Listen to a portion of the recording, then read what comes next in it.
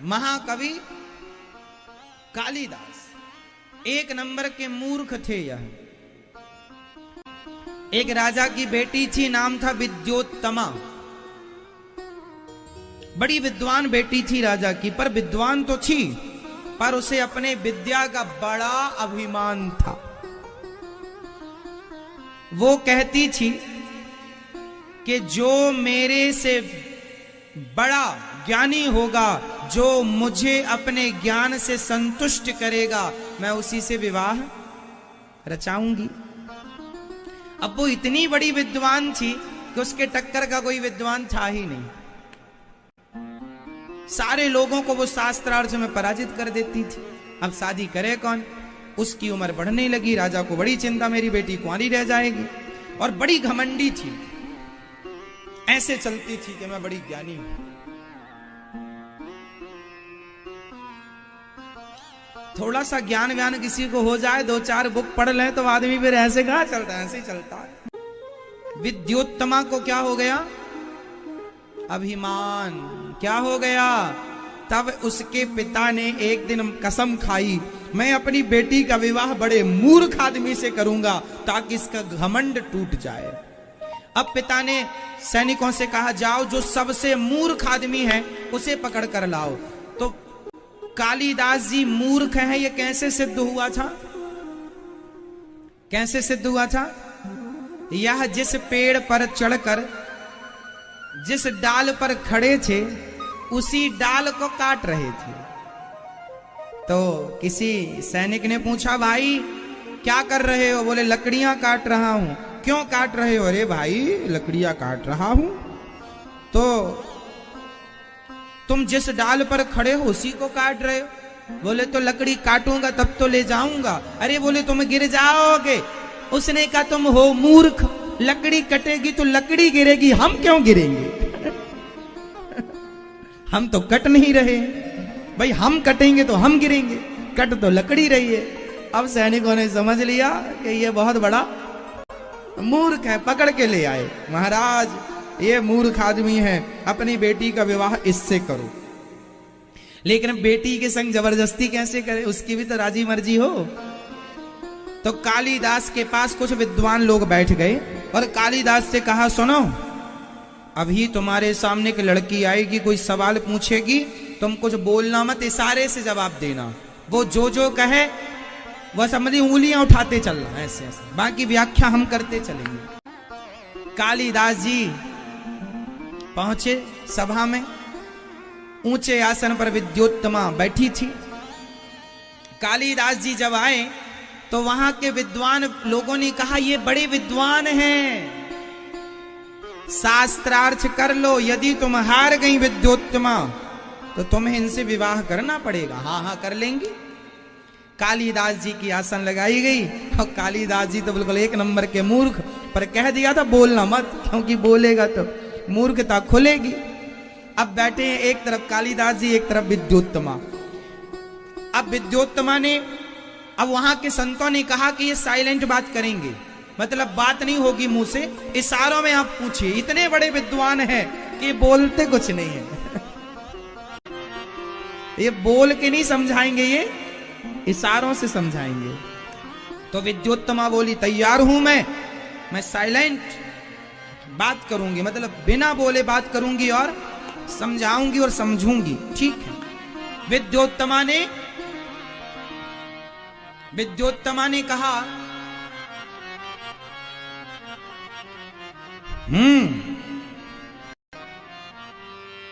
तो कालिदास जी को लगा ये कह रही है एक थप्पड़ मारूंगी, हम मूर्ख तो मूर्ख।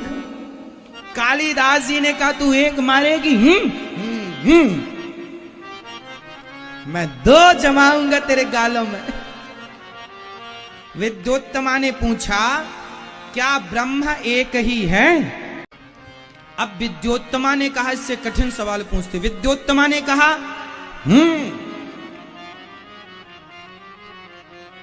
विद्योत्तमा ने पूछा, क्या 3 गुण से ही काम हो जाएगा? सत्वगुण, रजोगुण और तमोगुण। सत्वगुण, रजोगुण और तमोगुण। विद्योत्तमा के पूछने का आशय यह था कि क्या ये सृष्टि 3 गुण से परिपूर्ण हो जाएगी? तो कालिदास जी ने कहा ये हमें 3 मारने का बोल रही है, अब मैं इसे बढ़ा के मारूंगा। तो कह दिया उन्होंने 5 मारूंगा तुझे गिन के।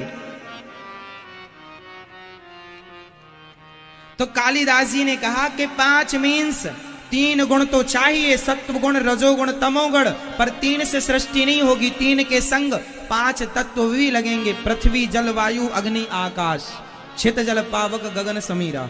5 चाहिए, 3 गुण अकेले कुछ नहीं करेंगे। जब 3 के संग ये 5 मिलेंगे तब सृष्टि क्रम चालू होगा। अब विद्योत्तमा ने कहा, तो विद्योत्तमा ने कहा, अब विद्योत्तमा आगे बढ़ी। 3 से वो बोली विद्योत्तमा, क्या 5 पर्याप्त हैं जो आप कह रहे हैं कि 5 पृथ्वी, जल, वायु, अग्नि, आकाश?